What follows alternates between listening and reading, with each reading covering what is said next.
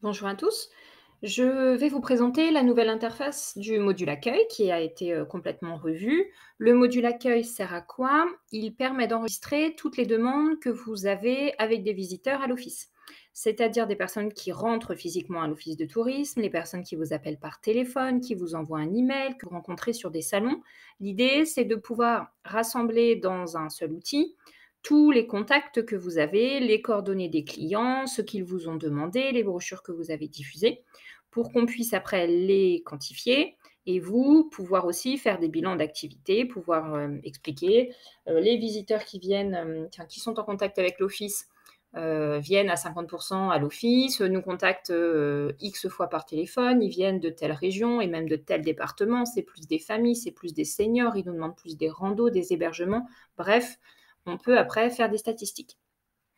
Pour vous montrer un petit peu, l'interface que vous connaissez, c'est celui-ci, qui a été complètement revu. Donc quand vous arrivez sur cette page-là, il suffit de cliquer sur le mot bêta et du coup, vous arrivez sur la nouvelle interface.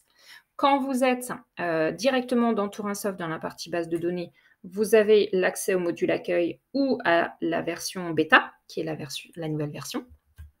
Je vais vous montrer là l'exemple sur Crépy-en-Valois. Lorsque vous avez 2 points de contact, c'est-à-dire le bureau principal à Crépy-en-Valois ou le BIT, saisonnier à Ermenonville, on vous propose 2 accès. Quand vous arrivez à l'office le matin, vous indiquez sur quel site vous vous trouvez. On peut du coup avoir des statistiques par point d'accueil. Vous avez le lien pour retourner sur Tourinsoft, juste là. Si je vais sur bureau, voilà, j'arrive sur une interface que vous connaissez, ça reste le même système, même si c'est pas tout à fait, placé aux mêmes endroits. La zone de qualification du contact, qui il est, d'où il vient, ses coordonnées, qualification de sa demande, qu'est-ce qu'il vous a demandé et la zone de traitement. Vous avez un petit bouton ici pour gérer l'affichage si vous voulez plus gros, si vous voulez plus petit ou si vous voulez en version noire. Hop. Je vais prendre un exemple. La personne, elle vient à l'office, donc au guichet. Vous avez guichet, téléphone, email, web. La personne vous contacte par courrier, sur un salon, je suis en déplacement ou sur le site pro. La personne, elle vient de l'Oise, elle me demande des renseignements sur les sites de visite. L'objet de la demande à une petite croix, c'est un champ obligatoire. Quand je vais cliquer sur certains items, sur certains noms, je vais avoir des sous-listes parfois qui vont s'ouvrir. Je ne suis pas obligée de les renseigner, c'est si ça s'y prête. C'est-à-dire que si la personne m'a demandé des choses sur les châteaux, j'ai pas château, bon bah je ne renseigne pas. Si par contre elle m'a demandé des informations sur la carrière de pierre et sur les musées, je vais pouvoir le taguer. Pareil, le parc de Jérém, je coche ou je décoche et je ne suis pas limitée en nombre. J'ai par contre des champs où ça ne va pas déclencher de sous-rubrique en dessous. Admettons, ils étaient 2 adultes et 2 enfants. C'était une famille, voilà, j'ai mes informations, je sais qu'ils viennent de l'Oise, ils sont venus au guichet. Là, j'ai les boutons pour pouvoir dire: «Est-ce que je réponds par email, par courrier ou est-ce que je réponds à l'oral?» Je réponds à l'oral, traitement en cours, ça va s'enregistrer. Je suis sur la première demande de ma journée, je vais en enregistrer une deuxième.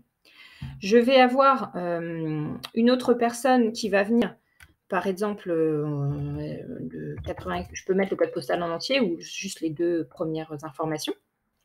La personne va me téléphoner et me demander de lui envoyer, par exemple, une information. Je vais être obligée de faire rechercher parce que je vais avoir besoin d'avoir son adresse postale ou son email. Ici, vous allez retrouver un début de listing de tous les gens qui sont dans votre bordereau prospect. Hop, si je marque Breu, rechercher, soit la personne, elle n'existe pas, vous allez lui créer une fiche, nom, prénom, adresse, enregistrer, et du coup, elle va automatiquement s'afficher. Ou, je refais, ou la personne, elle est dans la liste, vous allez cliquer dessus, ça va l'affecter automatiquement.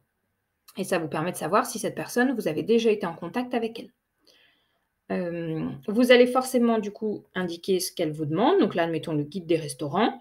La personne, je l'ai eu par téléphone, je ne sais pas combien ils sont, donc les demandes par téléphone ou par email, on laisse une personne.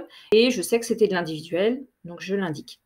La personne, bon là, j'ai pas toutes les brochures d'indiquer. Vous avez un bordereau brochure où vous pouvez saisir l'ensemble des brochures que vous pouvez proposer à vos clients. J'aurais eu ici, par exemple, le guide des restaurants. Je cliquais dessus et je sais que la personne m'a demandé tout ça. Je lui ai même fourni un guide des restaurants. Donc, les brochures doivent être ici, voire même les documents. Par exemple, vous avez une fiche randonnée ou vous avez un plan de ville. Bon, ben voilà, vous le cochez et du coup, ça s'ajoute également. Du coup, ce n'est pas une réponse par oral, c'est une réponse par courrier. Envoyé par email, envoyé par courrier. Si je clique ici sur envoyer par email, il va me proposer un modèle de réponse. Quand je vais cliquer sur valider, ça va partir à l'email qui est ici. Donc vous avez la possibilité de faire des modèles types de réponse, voire même de la personnaliser et d'utiliser l'outil pour envoyer vos emailings. Enfin, pour envoyer votre email de réponse.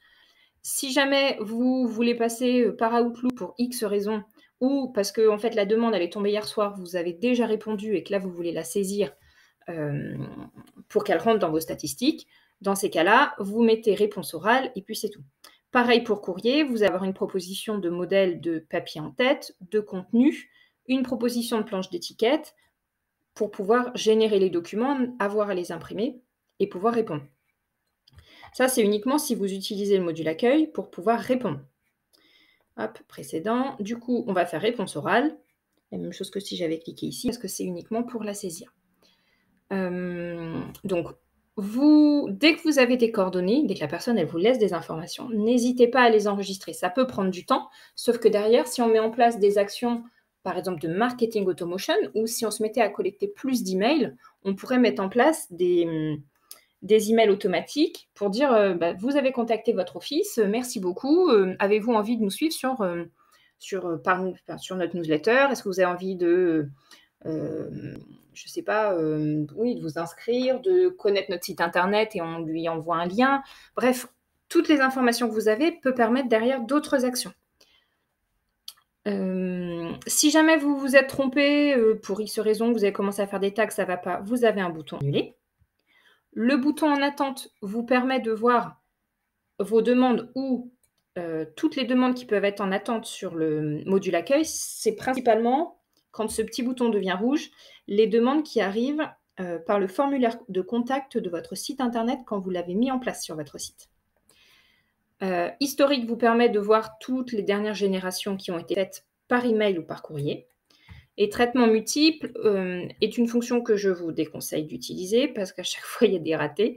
C'est une fonction qui vous permet normalement de saisir plusieurs demandes de même type à la fois.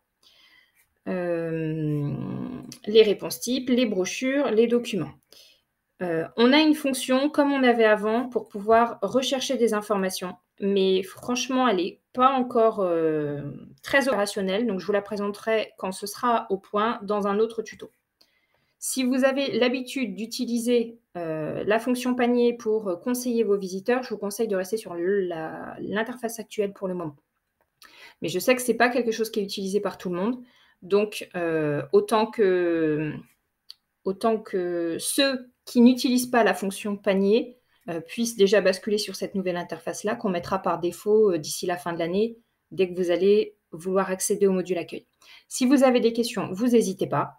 Et je reste disponible si vous avez besoin. Bonne journée.